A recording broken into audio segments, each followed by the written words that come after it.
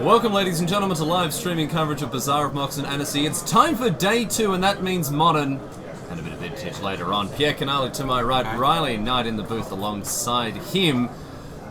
Pierre, we're going to get stuck in very shortly with modern. Round 2 underway. We've had a bit of a delay. Round number 1 took a while. We had a couple of judge calls, a bit of extra time going on there. So we do apologise for the delay, but we're going to be off to the races very soon, heading down to the feature match area to see exactly what's going on. Ralph and I have just gone to go over the decks, Pierre, and I know that you're very eager to see exactly how it's going. It looks like Jund is back on top. A very clear percentage, nearly 20% of the field is Jund here, which is about 18% Jund. So that's huge. Collected company decks of all colours making it up as well. Affinity obviously at the top as well, but a lot of Goblin Guide decks, and we caught up with a couple of these players earlier on, Pierre. There's sort of the division between burn-based Goblin Guide decks and then zoo ones with Wild Nickel, that sort of stuff. Always in a good spot to take down a couple of wins here and there. People, free wins. Yeah, free wins. That's it. It's sort of, you talk to players. I mean, especially with the mana bases the way they are. Burn really in a good position to take it. But what are you looking for this weekend? I'm really excited because now there is no more Eldrazi. I want to know what is gonna happen, and I think red decks are good because like white card are really good in the sideboard against red, and it's pretty difficult to find a really good white deck to have access to double white sideboard card.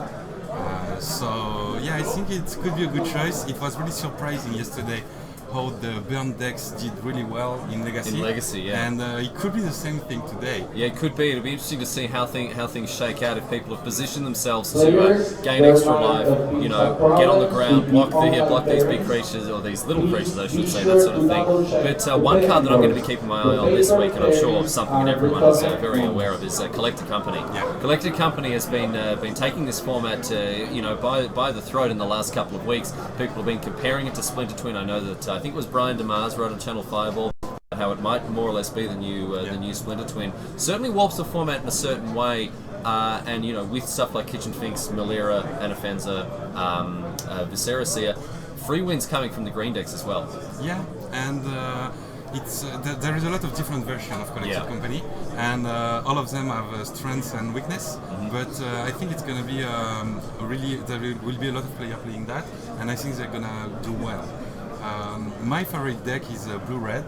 And I don't know how it will work this weekend today. Well, we've had a couple of lists submitted of blue-red. I think there are about 4 or 5, including one with the cards very near to my heart. Thing in the Ice as well. Wow. Thing in the Ice, main deck, Blood Moon. That's how you win games of Magic. That's how you win games of Magic. Blue Moon for sure. There's Batterskull, Pierre and Kieran Millar, that sort of thing, kicking around the top tables. Fingers crossed. We'll see how things go. Yeah, and there is also 2 decks because I like combo decks, and Kiki Cord. Yeah. We had a deck yesterday, and I think it's a pretty good deck in this metagame. The guy won the trial. Yeah, Remy won the trial. That's right, yesterday. And also Storm deck, blue-red. Yeah, that's also a deck I really like. So I hope they do well, and we can cover some of them. Yeah, we'll see how things go. But right now, it's time to kick off our coverage live and uninterrupted here from Annecy. Let's head down to the feature match area right now and see how things shake out for round number 2. It is Fatih Ben Aribi versus Vittorio Pavesi. I can tell you can probably guess, Fatih Ben Aribi is on Naya Burn. This is a burn deck that is splashing white for Boros Charm and a couple of sideboard cards, but green not only for Artaka's Command, which has become industry standard. Also, we have, of course, Wild Nickel. Yeah, and it has been unbanned a few months ago. About a year ago now. Maybe slightly more than that. And I love the card. It's the only 3/3 for 1. So it's like the kind of card I like a lot. Fatih Ben Aribi and I had the chance to catch up. It was great to sit and have a chat with him. This is a guy who's played at the highest levels of Magic, represented France at the World Magic Cup, got as far as the semi-finals in doing so. He knows his way around this format, around this deck. He's played Burn in Legacy, he's played it in Modern, and a very cool hand when it comes to this deck. So it'll be interesting to see exactly how he can leverage his position here against Pavesi. Pavesi opening with the Steam Vents, tapped as well. So untapped. Yeah. I'm sure Ben Aribi will be happy about that. Yeah. I can see a lightning bolt. That's why. Spike Arena going upstairs here. Yeah, it's we know he's a good player with a good deck. It's gonna be interesting for sure.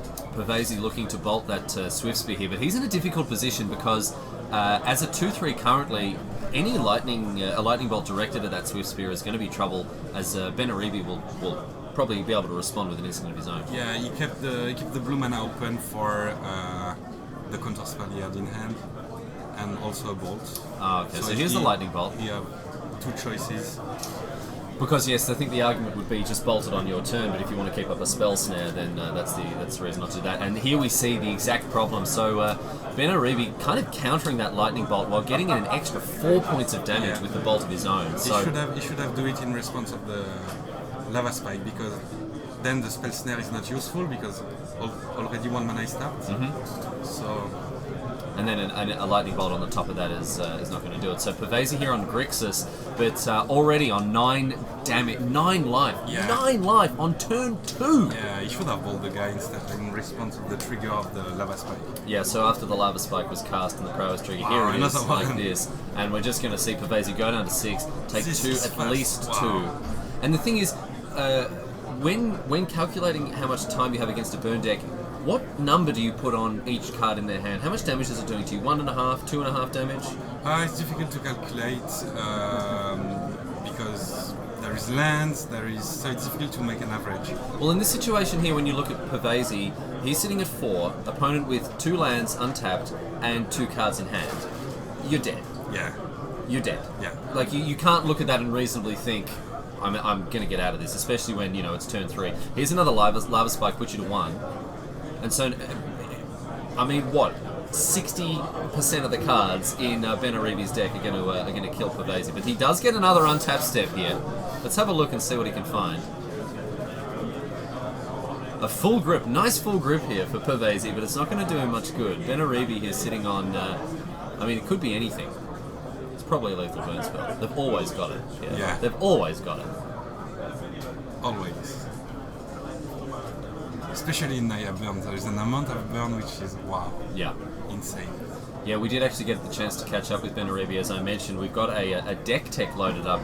If once this round is over, we can check in and hear the the thoughts from the horse's mouth. Both of these players at 1-0. I know Benaribi had a bye. We'll crack that fetch land here. Then we'll grab a stomping ground. I think this is all much of a muchness, however. Pavesi on 1. It's to the end of turn 3, so stomping ground tapped. So Benaribi obviously not with the burn spell in hand. But, I mean, Pavesi has to fade a lot of draw steps here. Yes, and find a solution against the attacker as well. Yeah, that's right. So there's going to have to be a removal spell for the attacker and, I mean, either blank draw steps or counter spells all the way to the bank here. Certainly things looking good for the burn player. Alright, send her in. In she comes, Taylor Swiftspear. Oh, this is not good. Tapping out. We're going to see Vendilion click. And in response... Blast, beam. Oh, there you go, bang. So, Boros Charm getting it done, sealing the deal. And a lightning fast kill there with Naya Bird. Really, under no stress at all. Yeah, it was... I mean, his opponent played 2 spell. And he was dead. Yeah, that's the way it goes. So Benaribi moves to 1-0. We'll be happy with that. As we move over to table 2, our backup table, glad we've got it, as that one was over in a flurry of burn spells. So let's have a look. This one seems to be a little bit more played out. It looks like we've got Abzan on the left-hand side of his screen. Oh, no, it's Jund. Okay, it's Jund. And we've got Elves on the right-hand side as well. Sylvain Bursin looks to be on 1 life. So tricky spot for him. However, he's on the front foot, getting in with these Nettle Sentinels here. Florent Lucas is a really good French player. He used to play a lot of Pro Tours and GPs, and he did pretty well. And I'm happy to see him in the feature table. He's a pretty good player, even if he doesn't play that much nowadays. He's still really good. Good to see the Jund deck back on the top, a deck that I've always had a bit of a soft spot for. Just one of the fairest decks that you can possibly comprehend here. It is just raw card quality, very little synergy, just playing off the top really well, and I think a real healthy sign of the modern metagame here. True. Even if some people think that the deck is a little bit unfair because the cards are too good, and you just played the the best card in the three colors. The three colors, yeah. That's Well, it. I mean, the thing is, Jund can be built to beat anything, but it can't be built to beat everything. And that's the weakness here. We see cards like Scavenging Ooze, we see cards like Kitchen Finks, obviously a concession to what Luca considers he'll be up against this week. But I mean, here's a position where Scavenging Ooze, I mean, you've got 2 out. That's not a great position to be in. Oh, okay, so it's 20 life. That makes more sense. That makes a little bit more sense, yeah, sure. Maybe in the hangover from the last round there. So things nicely gummed up here. Luca, though, he's he's buffered his life total. He's got the Kitchen Finks. He's got Bob giving him a steady stream of cards. I mean, the top of Luca's deck is going to treat him pretty well here. Yeah. That's the bad news because the elf player has a lot of mana, and now he can have infinite amount of overrun. So it's gonna be really tough for Florent right now. So we've just hit Azuri, the Renegade leader. Let's have a look at what this fellow does. An Elf Lord gives all elves +1/+1. Yes, and 1 mana for each elf. To regen. Oh yeah, that's right. Yeah, and you can. Sorry, that's the Elvish Archdruid we're looking at there. The Renegade leader below there. You can pay a green to regenerate another elf, and pay 5 to give all your elves overrun. So +3/+3 in trample. Huge deal here. Yeah, it's gonna be tough. And the Archdruid means that, as you mentioned, Bazaar does have access to a huge amount of mana here. 1, 2, 3, 4, 5, 6, 7, 8. 8 mana plus the elf, it's 9 mana, and the untapped land, it's 10 mana, so you can double overrun this turn. Double overrun, how about that? +6/+6, and double trample. Double trample. Double trample, mate. It's like double strike, but but slightly less, sort of slightly less relevant here. Let's have a look and see how Luca wants to lock up these blocks. This is not a good spot to be in. Azuri is just a sort of must-kill card. I think it's game. It's game. It's gonna be. Here is the Renegade leader.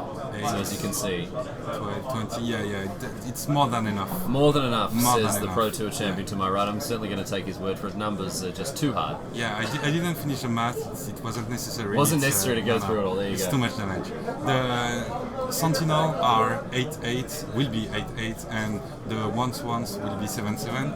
So it's more than enough to Pretty huge for 16 damage. All right, we see what looks like a double block on the Elvish Mystic here, or the Mystic Elf, as it is in French. Yeah. If Luca Florent has some removal in hand, he could maybe survive this turn. It's gonna be dead next turn. So we've doubled 2 lands in hand, so we're going to see float a billion squillion mana. Yeah.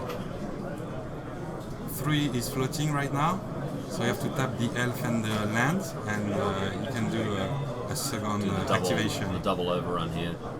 Yeah, that Nettle Sentinel is confusing me right at the top of the screen. That's in the graveyard. Yeah, maybe it's in the graveyard. I think it's in the graveyard. But still. It's a very odd position for the graveyard, but...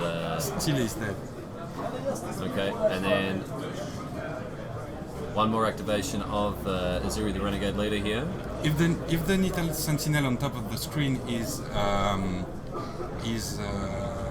in the graveyard, 1 mana is missing to make the double activation. So I'm not 100% sure of that here. This is not particularly clear. I think it's clear. There is just 1 activation, and he kept mana open for regeneration. Oh, okay, I I see. suppose. Oh, to regenerate, but that's going to do it anyway. So Luca's seen enough, and we're going to pack it up and go to game number 2 here. So Bazaar picking it up very handily off the back of the Renegade leader, and as we mentioned, Pierre, that card's it's got to die on site. Yeah, I have played an elf deck with Azuri and the elf chief in the World Championship in Japan, 2013 maybe, and I went undefeated on day 1 in standard. And I can tell you, making overrun and making your elf regenerate, it's insane. Yeah, absolutely bonkers. Let's move over back to table number 1 here. Our original match between Naya Byrne and Grixis. Maybe we'll see a little bit more action from the Grixis player. Fatih Benaribi will obviously be doing everything he can to prevent that from happening. But we're going to start things off with a stomping ground here. A Bloodstained Maya, the opening play for Pavesi. Fadi Benaribi on the stomping ground, probably into a one-drop creature here. That's the best start possible. I see a wild Nikatl hiding out, and it's going to be the Nikatl. There's a lot of turn 1 in this deck. Yeah. A lot. Yeah, there are no fewer than there are 12 one-drop creatures plus Eidolon, and also, of course, the Lava Spike, Lightning Bolt, but also Grim Lavamancer as well as a one-of in the main deck here. I like to play a one-off because you really don't want to get 2. No. And well, in some matchups you do. In some matchups you really want to pick it up. And main deck 1 is enough. Exactly right, and that's why. That's exactly how Benaribi has configured his deck as well. One in the main, one in the board. Yes. I love to play blue-red, as you know, in all the formats: vintage, modern, legacy, and I almost always play one of Grim Lavamancer. Oh yeah, it's going to get it done a lot of the time. Pavesi here is going to go down to 17 in order to bolt that Nikatl here. Yeah, and when you start the matchup, it's a bit better, but I still think it's a bad matchup. Yeah, especially, and this is what we were talking about with punishing the mana bases. And Grixis has one of the stretchiest mana bases in the format. Take a lot of damage. A lot of damage from there, and not a lot of ways to gain life. You know, we see out of the green decks they have Kitchen Finks to sort of offset that, Scavenging Ooze to offset that life loss, but in the Grixis colours, really nothing. Yeah. There's not much you can do. You just play the best card in 3 color, you have to get punished for that. Yeah. You have to get punished. Yeah. Yeah. So we're going to see a remand on the Monastery Switch. Yeah, it's not really good, but hey, what can I do? Remand is not a good card in the matchup because everything costs 1 or 2 mana. Yeah. So you have to just make it a country. Yeah, it's not fantastic, and we're seeing here exactly why, as it really hasn't done much to further Pavesi's game plan, just cycling more or less and tapping one of Benaribi's lands. I remember one day I remanded an Ornithopter. Oh jeez. That is sick, but what can you do, you know? Just a cycle, man. You just got to do it. It's got to do it. So we're going to see Taylor Swiftspear back into play, and in she comes, puts you down to 16. So yeah, Pavesi already under the gun here. Let's see what he can find. The Serum Visions. Yeah, I think he has 2 Serum Visions. Yeah.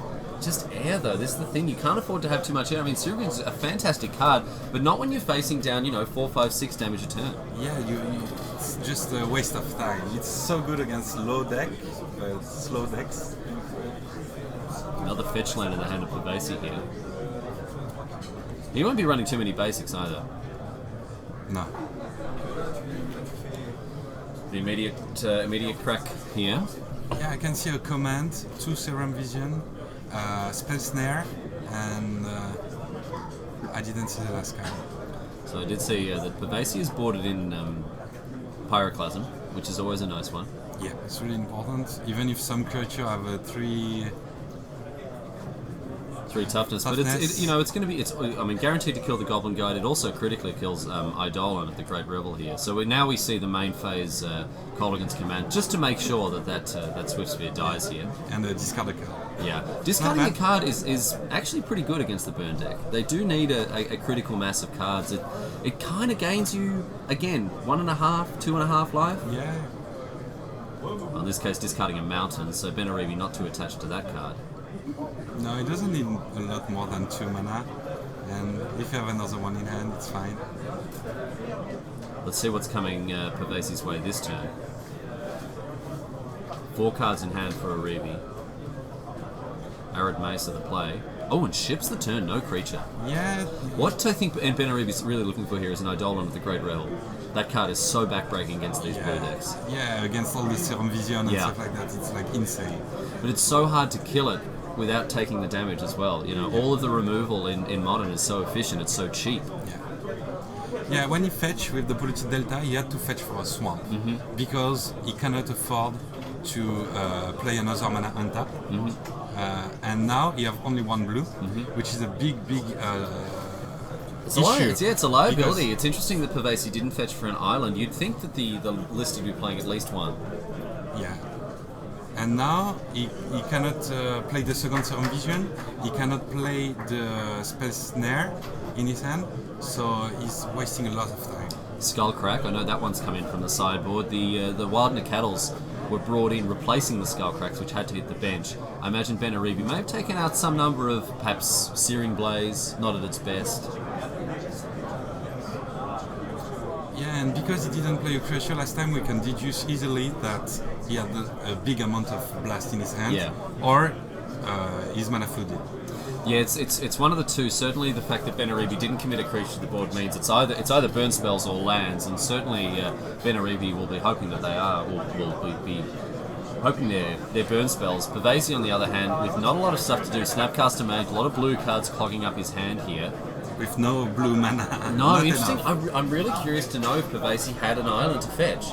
Here's Boros Charm. It's going upstairs. You see Benaribi timing his spells to play around stuff like Spell Snare, Remand, Negate. Yes. Yeah, he's a pretty good player. You said it, and Pavesi down to 8. wow. So here's Boros Charm. That's the commander printing there. Obviously, printed in Return to Ravnica. One of the most efficient burn spells out there. Yeah, 2 mana, 4 damage, and also some other use sometimes, Yeah. who could be fun with Sweep Thiefer and Goblin Guide, or just. Let's see here what Pavesi can find with the Serum Visions. Draws a card, scries 2. 1 on top, 2 on top. Wow, okay, well, Aribi's not going to be happy to see that. 2 cards in hand, his opponent on 8, and another creep, here's another blue source, but Benaribi untapping. Jeez, this is not where you want to be in the burn player. Yeah. He's going to hope that the top of his deck's going to treat him well here, and this is sometimes where the stumbles happen. Here's a Goblin Guide. This is a threat that Pavesi can deal with. Yeah, you have a boss.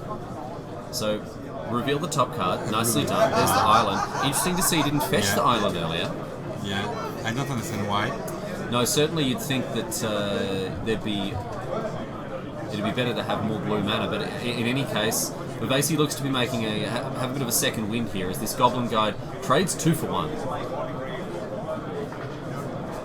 That's not a good little exchange there for Benaribi. Obviously, Pavesi allowing the Goblin Guide to attack so he could get the island, but then killing it before it does any damage. Yeah, Benaribi here not firing. Pavesi in a position now to turn the corner. 8 life is not a lot of life, but still, it's not too bad either. I see Snapcaster Mage. I can see a Terminate in hand as well. Yeah, it starts looking good for Pavesi. Here's for the first 4 time. mana. For the first time in the game. Yeah. 4 mana. What are we going to see here? Is this a Kalitas? What It is Kalitas, the trader. Wow. Yeah. Wow. Yeah, that's huge. That's backbreaking here because, of course, it has lifelink and it's got 4 toughness. Yeah. You cannot kill it with a bolt. Nope. So yeah, it start looking good. Yeah. Whatever happens, you need to keep open a blue mana every turn right now. Yeah. Because he's only at 8. So yeah, it needs to represent spell snare, dispel maybe. I think he has Spell Snare in hand. Yeah. I can see it. His card's very close to his chest there. But Benaribi, I think, very clearly telegraphing that he doesn't have a lot. Yeah. Untapping last turn without having really done anything. You can have 1 or 2 blast maximum. You have 2 cards in hand. Alright, here's the Cletus. We've seen this card make a pretty big impact, obviously, in Standard at the Pro Tour a couple of weeks ago, but interesting to see it make its way into Modern. It's finding its way into junk lists. Just an efficient, well-costed beater with some real relevant abilities. Yeah. A great stabilizing card in a position just like this as well, Pierre. Burn decks have a lot of trouble to deal with it, so Searing Blaze. yeah, it's not bad. So Searing Blaze dealing 3 to Kalitas and 3 upstairs. Just a lava spike, basically. So yeah, because Benaribi now tapped out. And we're going to see a Spell Snare. Yeah. Healing Salve. Yeah, it's really interesting to look at the way that these cards sort of stack up, and I did mention before about what each individual card in the Burn deck is worth in terms of... but I mean, you would play Healing Salve against Burn. Obviously. You would play Healing Salve against Burn. It's better than an Healing Salve because it can counter a Netherland. Yeah. But yeah, it's in this situation with 8 life, you have to. Absolutely, so Pavesi now down to 5 after that Lava Spike. You don't care about card advantage or doing 1 for 1 anymore, you just want your Kalitas to attack. That's just what you want because of the life link. So Pavesi, yeah, with the option to attack here, we could see a Skullcrack effect, meaning that we don't get any life, and I think that's exactly what we're going to see here. Yeah, so it's Ataka's command. So Benaribi making sure he gets absolute maximum value out of his cards. Players can't gain life, you take 3 damage. So Pavesi's going to go down to 2. Yeah, and this is exactly what Benaribi wanted here, an opportunity for... Snapcaster now on Spell Sphere. Oh, Spell Sphere, yeah, okay. So it's not going to happen. And he's gonna go to 8, and now he's safe because he have no more cards in hand. So yeah. So you'd think it's here gonna be game 3. It's going to be very difficult for Benaribi to claw back in after that. Had that attacker's command gone unanswered, that's exactly what Benaribi was wanting there. Yeah. Get his opponent down to true, and then he's drawing live. You know, any burn spell does it. Most creatures will do it as well. Now he knows now he knows that Pavesi is playing lifelink creatures. Yeah. He's not going to play the Skullcrack again. As a lava spike, yeah. He would have kept that in hand if he knew. Yeah. So game 3, he will keep it for the last 3 points of damage. Pavesi down to 5, hitting Benaribi down for 5, down to 6 here, as you can see. 11. Yeah, you can concede in this situation. You have nothing to draw. Dead next turn with the creeping tar pit should Pavesi choose to use it. And here we're going to see Colligan's command, perhaps? No, Electrolytes. Nice. Very nice. What does that card do again? Jeez, one of my favourite cards. Yeah. Absolutely. Oh, mate, what a card it is. Yeah, that's really appealing. Yeah. Burn you, draw 1, down to 4. And Benaribi, I think we're going to see him enter the dreaded scooping phase in just a second here. That's why he fetched for the swamp, because he wanted double black. That's why.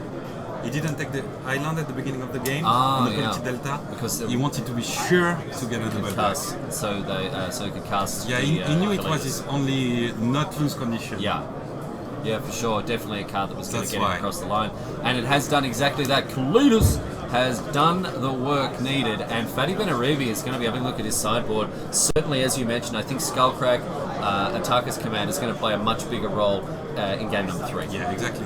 He had the 8th card who can prevent life gain. Just 7. 7. Yeah, just 7. Only 3 copies of Skullcrack in the board here, but all the same, yeah, that's what's going on there. Let's move it over now to table number 2. Check in with our other match that we saw end so comprehensively on the side of the Elves deck. This looks to be going a little bit differently with triple Tarmogoyf out. How about that? How about that? Yeah. The Renegade leader not really at its best with only 2 friends to back him up. Yeah. When you don't have a lot of mana. Yeah, you really want I mean, the elves deck has to pull a lot of puzzle pieces together here, and also doesn't have the sort of instant win option of the Elves deck in Legacy. Yeah. We saw Julian Knabb piloting the Elf deck with masterful expertise yesterday, because they can just hit the hoof and that's it. Whereas here, there's no Green Sun Zenith, there's no natural order.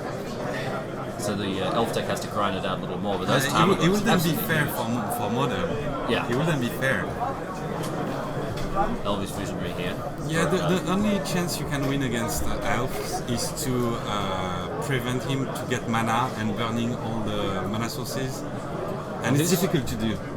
He's Shaman of the package for 5. So another Shaman would do it here, but unfortunately for Bazaar, he's going to have to face off these huge monsters here. We're going to see Scavenging Ooze grow as well here. Yep, becomes a 4/4 and gains 2 life for Luca. So the Jund player looking to even things up here. Yeah, it's a much better situation than game 1. Well, in they come. 4/4 power creatures here, 16 damage for Bazaar, and he's all of them are lethal. He's going to have to chump every one. Yeah, no choice, and no mana to regenerate. It's a shame. But I mean, he had no choice. He had to find a... So Bazaar having a good look at his hand here, but yeah, just packs it up. There we go, that's that.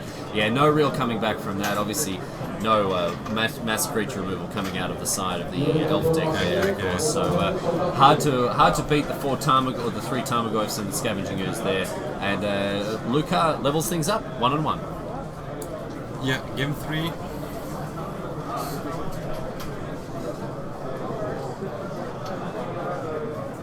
So as we mentioned before, Jund, a highly configurable deck, able to sort of adopt whatever posture it needs to, can get on the front foot and be very aggressive, but also can play a longer, slower, more controlling game. 1-for-1s all day and all night, and then just overwhelming with a card like Liliana of the Veil, or we saw there Tarmogoyf, Scavenging Ooze, all these cards capable of winning a game on their own. We'll check back in with these guys before very much longer, but right now it's time to head over to table number 1, our original match here between our burn player Fatih Ben Aribi on the left-hand side of your screen, and Vittorio Pavesi, of course, playing Grixis. We saw a better turn of events for the Grixis player there. The main reason is that he was on the play, and now he's not on the play anymore. So it's a huge advantage for Naya Burn. Let's see. Yeah, let's see how things go. I mean, obviously Naya Burn on the play, it does make a huge difference. Yeah. But one of the things there I think we saw was, I mean, Ben Aribi bricking a little bit, not really, not as badly as it could have gone in terms of really hugely flooding out, but just a recurrable source of life gain. I mean, out of the blue-white decks, we see things like Sphinx's Revelation, whatever else, cards, or even something like Rest for the Weary, where Skullcrack is hugely effective against that, right? Whereas against something like Kalidas, right, it's coming in every turn for 3, gaining 3 a turn, more or less drawing you a card every turn. Gaining 3 life a turn is the equivalent, I think, of drawing an extra card against Burn. Yeah, when everyone doesn't have any card in hand left and have to top deck, it's almost like drawing a card. It is, or at least it's blanking your opponent's draw step, I think, every turn, gaining 3 life. So Ben Aribi is certainly going to be taking that into account as the texture of this game unfolds. Yeah, maybe if he had kept the Skullcrab last game, he could have maybe won, but the hand of Pavesi at that point was really, really good. Yeah. So it's not even sure. No, well set up to fight off these cards. And this is why in the blue decks, playing a lot of Modern, I generally like to have 2 Dispels and 2 Negates. You sort of traditionally think of these as anti-blue cards, but you bring them in against Infect, you bring them in against Burn, and they can be really, really good. They really help you out. It's really important once Kalitas is hit the battlefield. It's really important to be able to save some time and buy more turns. Wild McCaddle opening things up for Ben Aribi here. See how Pavesi wants to respond. We did see a very aggressive deployment of the Lightning Bolt, turn 1, taking 3, costing 3 life to kill it in the last game, but it worked out pretty well. It was oh, absolutely. I mean, the Nakaddle's getting it for 3 anyway, exactly. So you may as well kill it. Yeah, and it's gonna be the same thing here. Yep, it is a Bloodstained Mire to kick things off, and Pavesi passed the turn here. Yeah, he's going to bolt during the attack step, I think. That could be very, very awkward if Fatih Ben Aribi fetches for a Sacred Foundry here. But no, that's not the way it goes. Because, of course, Ataka's command could save it. But just as it is now, we're going to see Goblin Guide. And Pavesi does not get to draw land. And that's a Remand on top. I mean... He's going to shuffle it, so it's fine. That's a bad sign, though, that it's even in the deck. I mean, obviously Pavesi, without enough cards to take out... Yeah. Or to bring in, I should say, can't take out the Remands because, man, I mean, that's just a hugely unimpressive card against 1-drop dot deck, And here's a Mountain, so Pavesi being very conservative with his life total here. Interesting to see Basic Mountain in the list. You don't often see many Basic Mountains in these. Certainly Jund doesn't play any, but Grixis here, obviously needing it. And it's going to be a Lightning Bolt. 17. Taking 2 off the Goblin Guide. And a Lava Spike upstairs. So Pavesi already on 14. Not as bad as it could be for Pavesi here.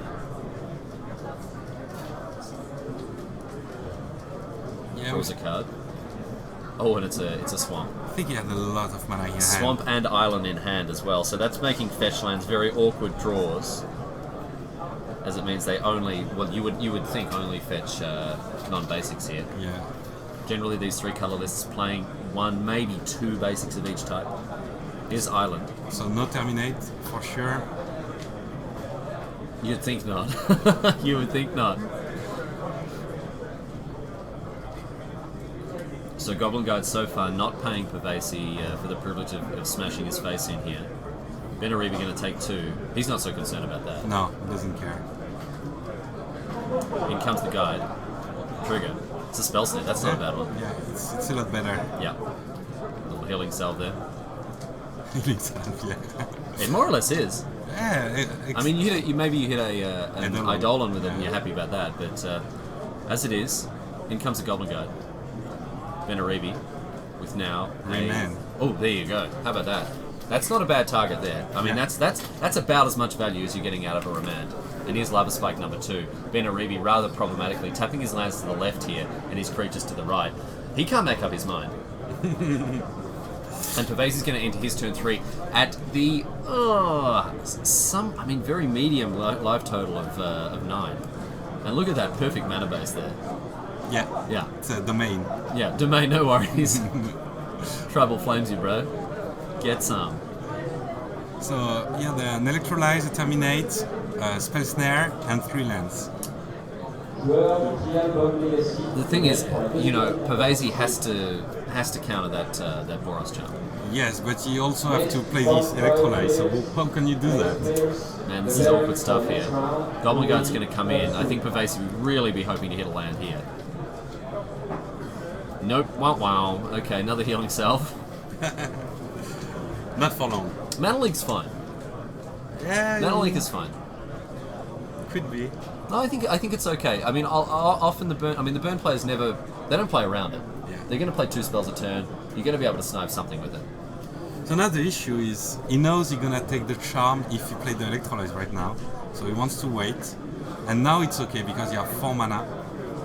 And Yeah. with 4 mana open, Much better he position can do here. both. Yeah, much better position here for Pervasi as we have both Spell Snare, Mana Leak, and Electrolyze up. Having said that, life total 7. Yeah, And getting an gonna untapped be blue not enough, source yeah. is a bolt to the face for Pervasi here. So Veneribi, man, this is where it gets very complicated. Often, I've spoken to Frank Carsten about the fact that Burn is it's a harder deck to play than you'd think. You Yeah. sort of think just chuck your spells at the opponent, but Yeah. this is where the texture of the game becomes very difficult to manage.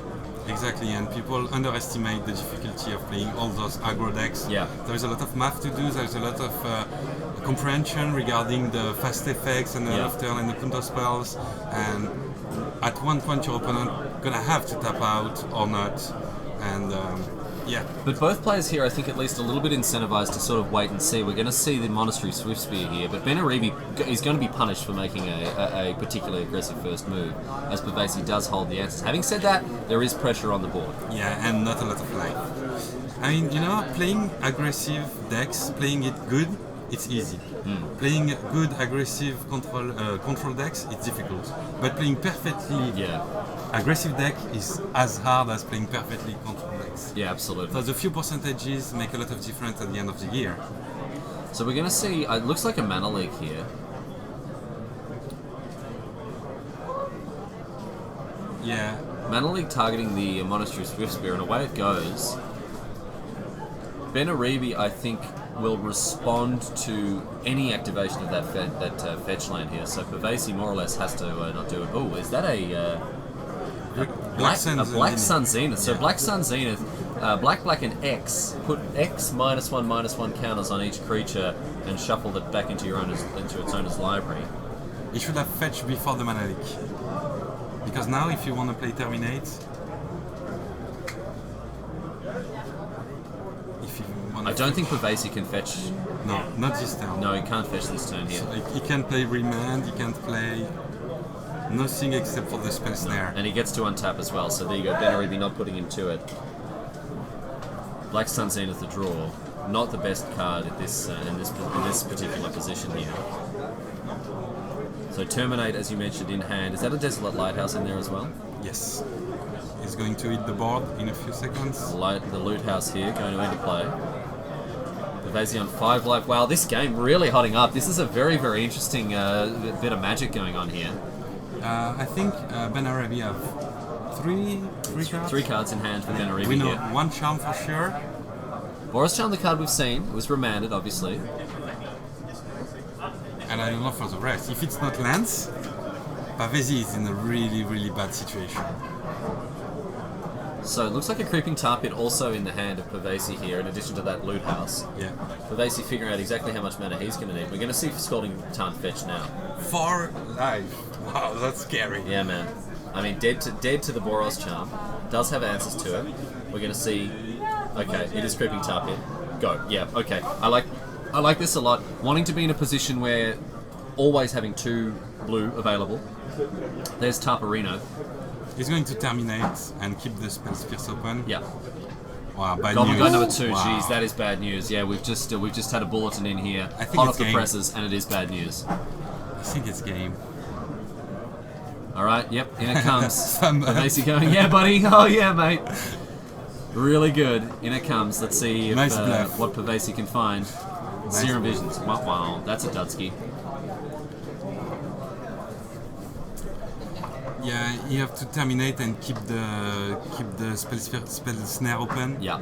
And it won't work. It No, won't it's be not going enough. to go well here No. because of, especially drawing Serum Visions next turn. Needed action, needed removal, needed counter spells, and right now dying to the onslaught of these Goblin Guards here. Oh dear. Oh dear. Oh dear. Wow. So yeah, that doesn't work. That doesn't work. Yeah.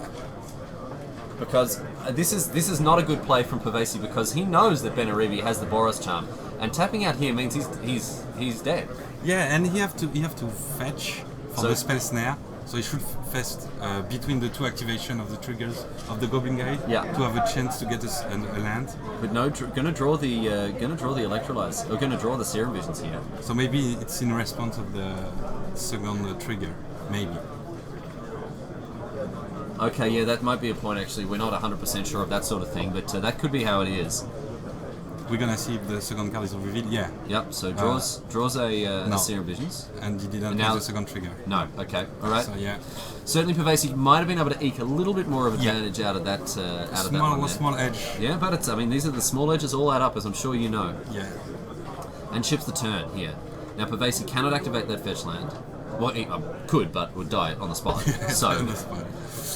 here, a very, very delicate balance and a terminate off the top here. Now he's at 3, so I don't know how many percentage of cards in Benarabi's deck is I mean, killing it's his got to be opponent. half. but It's got to be really bad. approaching 50%, right? At least 30. It's insane. Lightning Bolt, Attacker's Command, Lava Spike, Charm. Boros Charm, Rift Bolt. That's a lot. It's so many.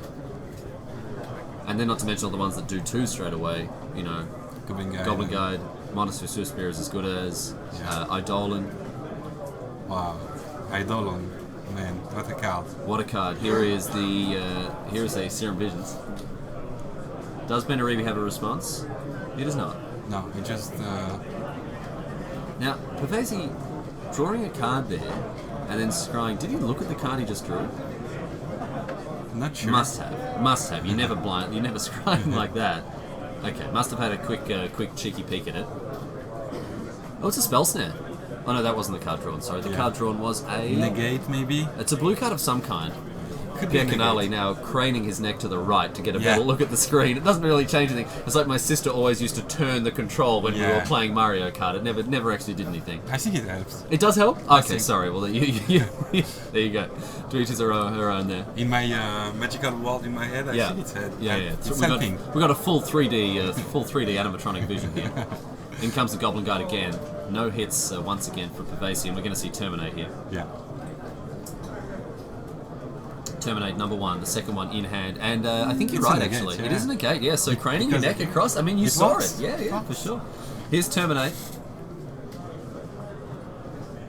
So Benaribi will have no choice really as to just pick up that Goblin Guide, put it in the bin. Boros Charm can make it indestructible, but we've got better uses for Boros. Yeah, that is a better use. Wow, you have so many cards in hand, and we know Yeah. it's not lands, probably, not Yeah. a lot of them. Are you I'm very bending your close to head? the chest. I'm bending my head across. I'm trying to see him, but it's not making any difference, Pierre. It's not making any difference for me. I don't know, it's working for me. Yeah, well, we need to swap seats so you can come and see on the other side. Benaribi ships the turn back. Pavesi gets to untap again here. Yeah, he's going. I think he has a lot of really good card in hand. He's going to play a Charm end of turn. So Colligan's command the draw here for Pavesi.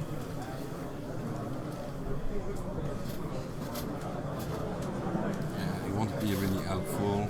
charm, end of turn. So end of turn, Boris Charm used, says Benaribi. That's going to eat a spell snare for sure. For sure, 100%. 100%. And there is the spell snare. Yep. And yeah, it smells bad for Pavesi. Pavesi now still has one blue mana and a negate, so we might see... Oh, but it's Eidolon, and that's exactly what we didn't want to see here, because obviously negate doesn't do it. Working. And with answers in hand, Pierre, but all of them are going to cost 2 life. Yes. We can get a command to kill it. We can use of course the terminate, but man, that's rough. This pyrostatic pillar is going to do a huge amount of work. You can see the Eidolon of the Great Revel there doing 2 damage whenever a player casts a spell that costs 3 or less. Benaribi, he don't care. Yeah, he don't obviously. He doesn't care at all. Cannot fetch. It's forbidden. Forget that. Don't do that.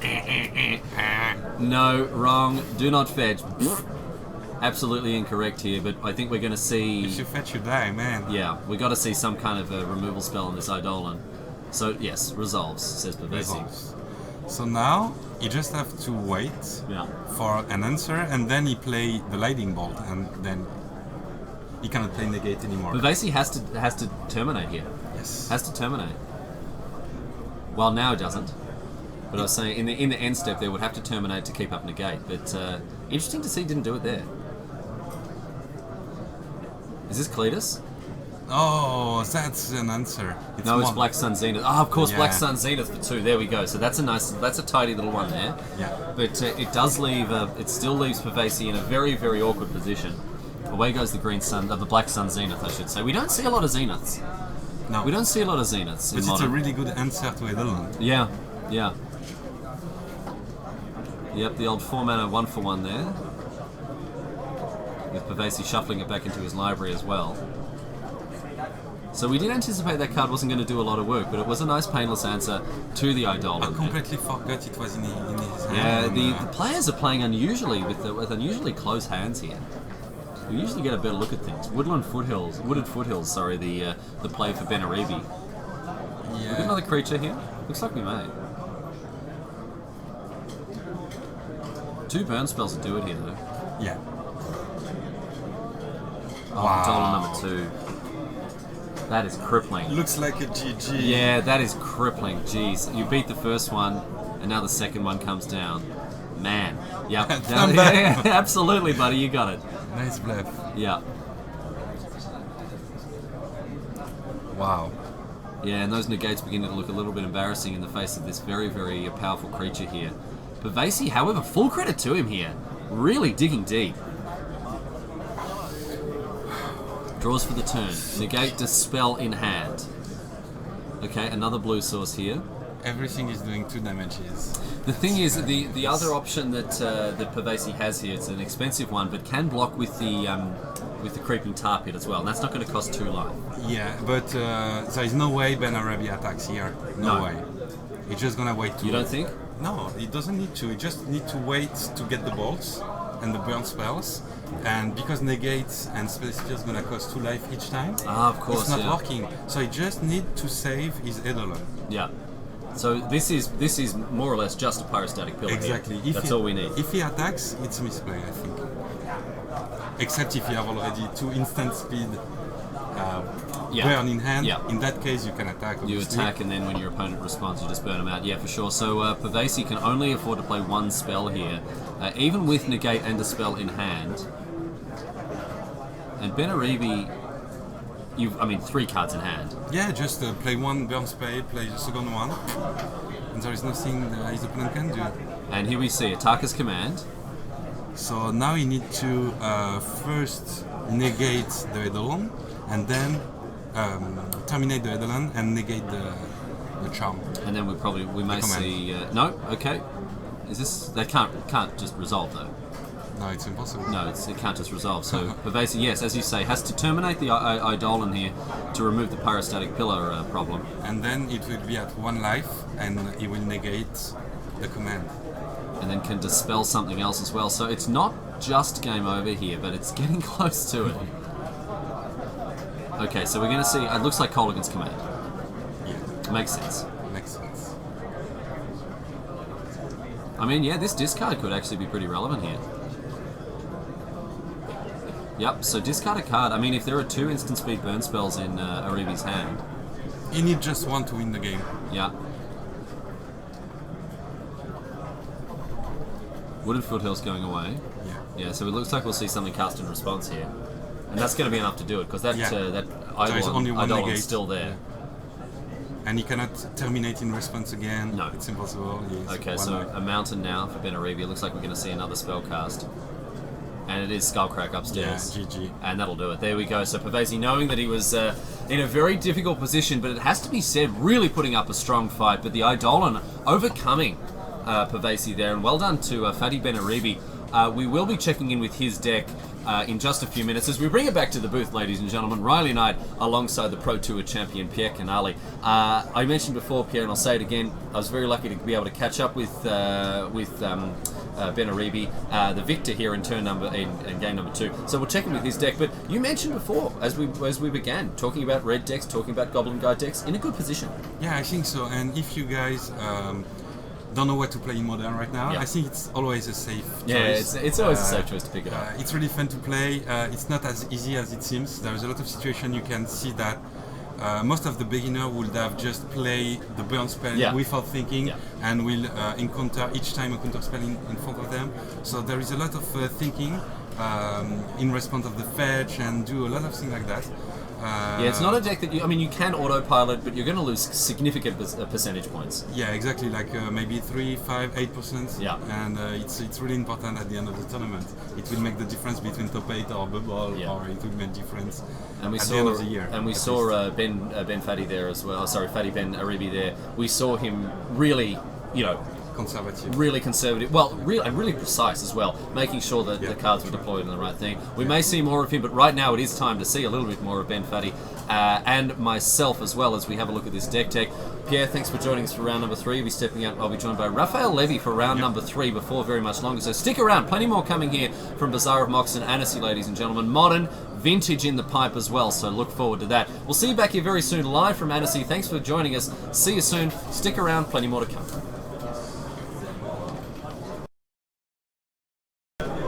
It's time for another deck tech, ladies and gentlemen. I'm very lucky to be joined by Fatty Benaribi, a world semi-finalist as well. You've certainly been around. At the World Magic. That's right, at the World Magic Cup, representing Team France, and today representing yourself at the Bazaar of Moxen Annecy. Going to do what you can here with this Naya Burn deck. Now, this is obviously a deck that has been around for quite a while.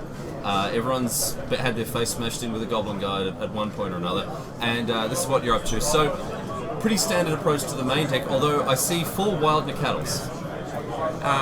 Yeah, this is a version that plays Wild Nacatls. The idea is you're a little less consistent because you play more green sources and you want more untapped green sources turn 1, stuff like this. But you're way more explosive. And what I like is that you can you have more opening ends that you're happy to keep because there is one creature inside. For sure, yeah. We've seen stuff like, Goblin Guide, obviously a classic burn card, but Monastery Swiftspear, another very powerful 1-drop, and you're going for another 1-drop on top of that, meaning you sort of expand your range of capable hands. Yeah, I really like having good creatures and some reach with burn spells, and I think this is a good compromise between classic burn and zoo.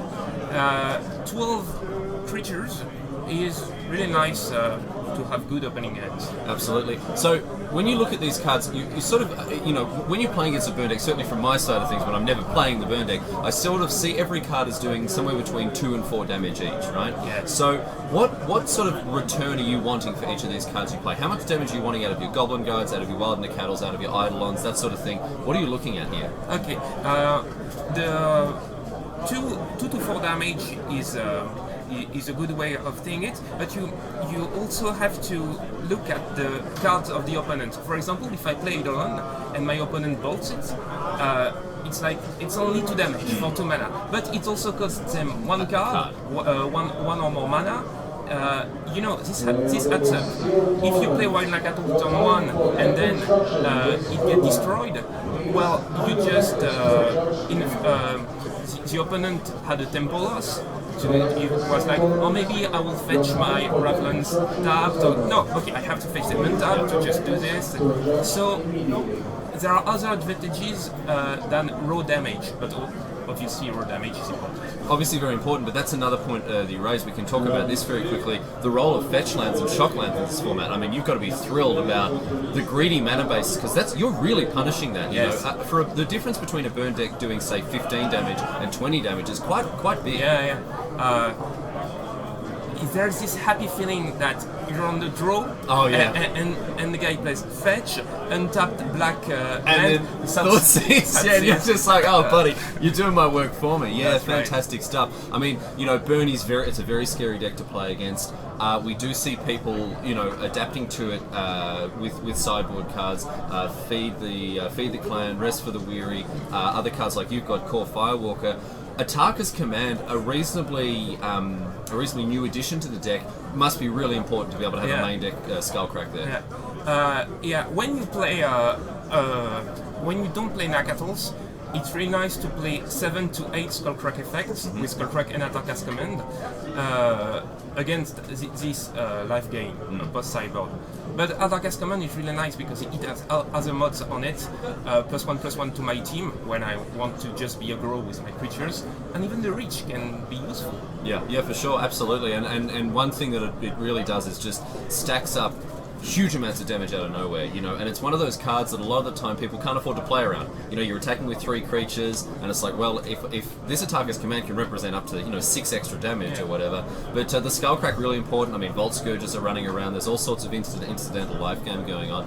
Let's have a look at the sideboard though. So here, and another thing that has opened up to you with the white and the green, as a range of sideboard options. So 3 Skullcracks, you know, they're often coming in, right? Yeah. Mostly against non-creature decks like control decks and stuff. You take out the Searing Blaze and the Grim Lavamancer, and the Skullcrack go in because you're expected to fight against some life gain. Life gain for sure. That's right. And Destructive Revelry, fantastic against Affinity, really good against, you know, other Lantern Control, random other stuff. But it's a great answer for you to have. And also against enchantments. So like Boggles, obviously, of course, yeah. And Ad Nauseam, Puritan Life, the Line of Sanctity. It's really nice to just have an out in these cases. So yeah, three Revelries and 1 Ancient Grudge against the artifact decks seems like a good compromise. Absolutely, seems like a really good way to do it. I'm very curious. We've already discussed the Core Firewalker. Super greedy here. Yeah. Double white. I mean, you know, pairs so well with your Ataka's Commands here. But just an absolute haymaker in the mirror. Yeah, that was the reasoning actually. So this deck list was constructed with Elie Pichon and Hicham Tedjiti from Proto Atlanta, and the reasoning was we were expecting a lot of burn. Yeah. So we were playing 4 Firewalkers in the side, now only 2.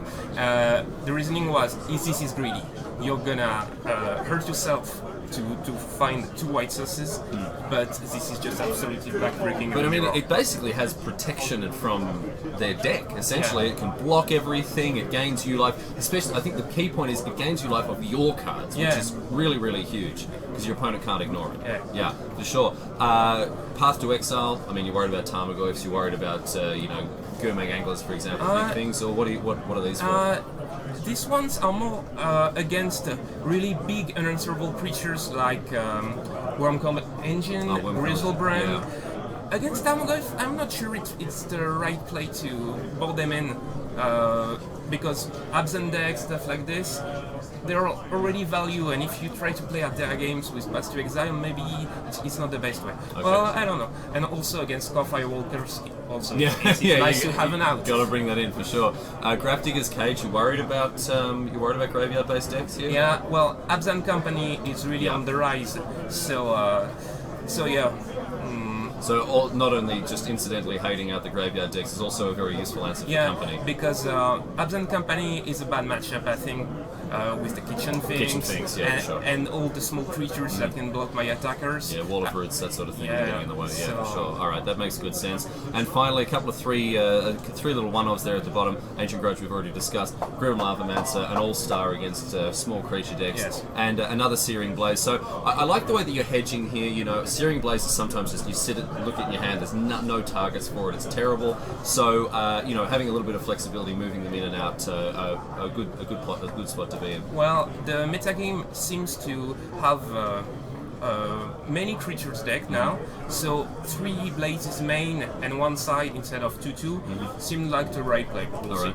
Absolutely. All right. Well, really interesting to see the way this goes. The Wild Cattle, hasn't made the huge splash that people thought it might be after it's unbanned, but it's good to see it playing a role in this sort of thing.